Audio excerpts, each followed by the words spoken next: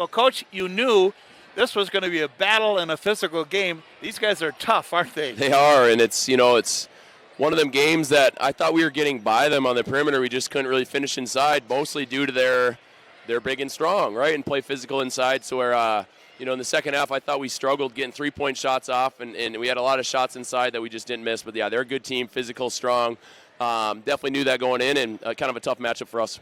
I do want to have you make a comment, too, with Osakis. Without Makai Helsher, you just feel so bad for them, don't you? I do, yeah, absolutely. And, I've gotten to know him. I play some softball with Matt, in the summer and that kind of thing. So I've gotten to know him. He's a great kid, and we're definitely thinking about him. And some of our seniors have played, with him in AAU and things of that nature throughout the years. So I know they were, nobody likes hearing that. Injuries are the worst part about sports. But at the same time, hopefully he has a speedy recover. And I know it sounds like, there's some chance that he might come back or be able to be healed for the final push of their baseball season, which would be awesome. So, yeah, we're thinking about him, but cheering for a speedy recovery from him, of course. Osakis does a few things really well. They push the ball up in a hurry. You have to get back. Then they love to drive, and especially those two Magas boys, they put their head down, and they're going to go hard to the rim. How did you try to stop that tonight? Yeah, I thought they were doing a good job of setting some ball screens, which we were getting caught up in a little bit to where it allowed them to get downhill, with their right hand. We want to make them drive left over right, but they're so good at just being strong that they'll go right through you, even if you're trying to force them, left over right. But, yeah, they're a tough cover. But all in all, I thought we did a decent job. I thought they'd have more post-ups, and, when they needed a basket, they did get inside. But for the most part, I thought we helped off some guys. And sometimes it's hurt us, but, sometimes it seemed to work for us.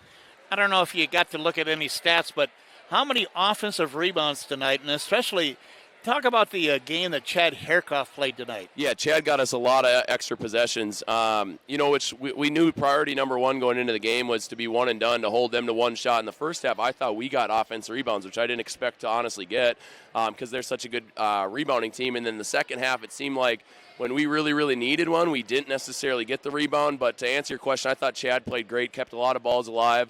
Maybe didn't score or finish as much, but made a couple free throws. I thought he played great, especially rebound. I thought Jarek Schlegel gave us a good boost too. It seemed like a game where we were just flat, and a long season you have some of them after a tough loss in Montevideo, which is no excuse. But I thought a game that seemed a little bit flat maybe for both teams, but that's March basketball too. Physicality, hard to score. I thought Chad stepped out and got us some extra possessions. I guess, too, coaching had to be a challenge tonight, too, to just get the fresh players in there because even from the start, you could tell the guys are playing hard and they got gassed right away. Yeah, tired, and you always have a little bit more energy when the ball's going. It just seemed like a slow game. In the second half, did we score in the first 6 minutes? I don't even know what it was, but it seemed like it was about a 6-minute spurt where we couldn't get a basket. Unfortunately, they weren't scoring too many baskets. But you have those games, and defense is a lot of work. And when you're not shooting well, you don't play good defense, you have no shot, especially against a team like Osakis. They run their stuff well, whether it's their shuffle or their power, and they play off each other. You can tell they're a group that's certainly missing Holscher, but they have some experience as well. We talk every game about how teams go after Jay Newbert, but I thought tonight you could see how Jay Newbert, how strong he can stay with the basketball. Yeah, some games he might have been fouled many times, right? Or it was one of them games where both ways they allowed it to be physical, which is fine, right? And that's the way it's going to be when you get in the big games in March anyway. But I thought he just handled his composure and wasn't pouting about it. And then inside when we needed a couple baskets, he's as good as anybody at finishing inside through contact. Okay, I'm going to ask you an inside question here. I see on Parents' Night, Andy Drevlo gives his mom and dad a watermelon, and Owen Messer gives his mom and dad a pineapple. What's up with that? I have no idea. We've had some interesting gifts over the years. I remember Casey Shermers gave a rotisserie chicken. Carter Zemer gave a shovel. So we've had all sorts of different ones. But, yeah, that's right up there, a watermelon, a pineapple. I don't know the inside scoop at it if there is one. I don't like watermelon, so that's I'm glad it's going to him, not to me. But, Parents' Night, we do appreciate, obviously, as a program, all they've done, not only just for them this year, but throughout the time, right? At the time it takes to be a basketball player from a young age up, obviously to older age is unbelievable. So, thanks all parents. After a game like this, you don't play for a week. Could you use a little break here at this time? I think so. We got some sickness going around, so I do think that's a positive. We have our youth tournament on Saturday, which I always think is like a good natural team building thing, but I think we do need some rest. It's been a grind, and we haven't had.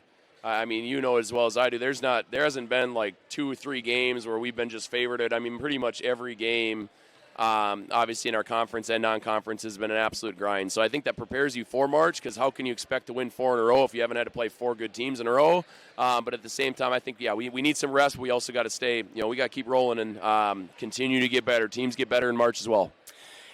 Is it okay if I ask you what happened at Montevideo on Tuesday? Yeah, it is. I mean, I thought first off, credit to Montevideo. They went 13 of 22 from 3, okay? And I would give them credit that they broke us down to get open threes. Not luck. They're a very good team. But it came down to the end. We were up 1 point, and they got 2 offensive rebounds and a putback with 1 second left. So basically a buzzer beater to go up. So unfortunate for us.